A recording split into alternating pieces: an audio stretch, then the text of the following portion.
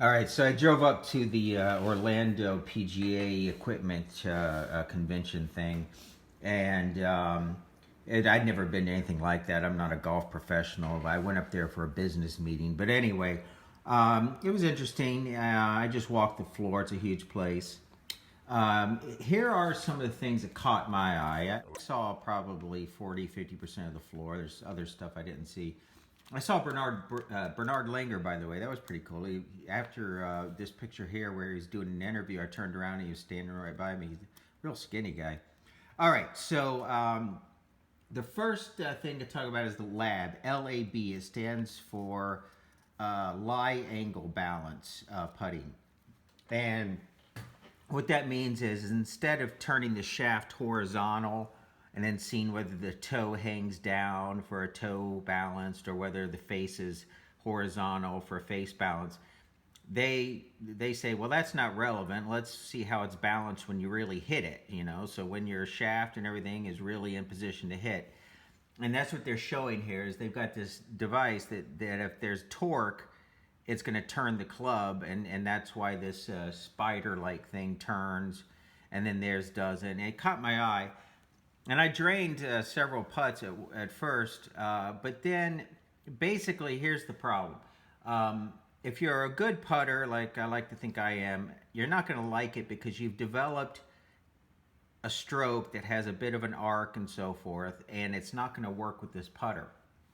But if you're a bad putter, you'll probably like it because you don't have a good swing to begin with. So I found myself pulling it left, which is something I never do. That's because I'm used to turning the club in an arc, you know. So for me to learn this, it would be a whole new stroke, and I just don't see a need for it because I'm putting fine now with my old ping answer. And across the aisle from Lab Putters was Argolf. Argolf.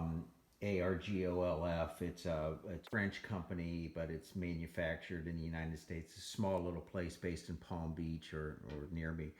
Um, Basically, what they do is with modern computers, CAD design, and robotic milling machines, you can custom make clubs now if you're a small company that only the big companies used to do. So the takeaway I'm seeing is that the big club makers are in trouble. They're going to have to look over their shoulders because they don't have a competitive advantage.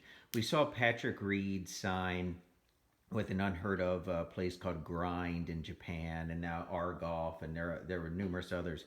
Is pros and people who want Tiger Woods type attention from a company are going to just go to some place and have their own clubs made. The other thing is in the back of the room, you can hit most of the clubs and demo them. And I was goofing around and I tried a ping blade and the old classic Wilson staff blades that have been upgraded. Haven't hit those in decades.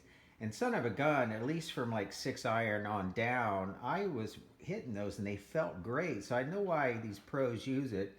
The solution might be to still have the higher irons, the 3 and the 4 or something as one of these forgiving cavity backs, have a mixed bag. But I really love the feel of these blades for the shorter irons. And that is what caught my eye.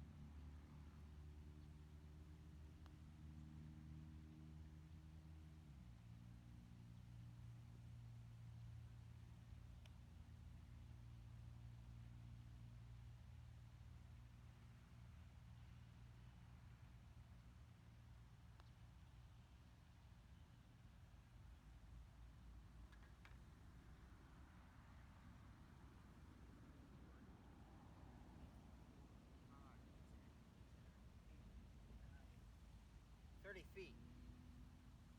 2 out of 3.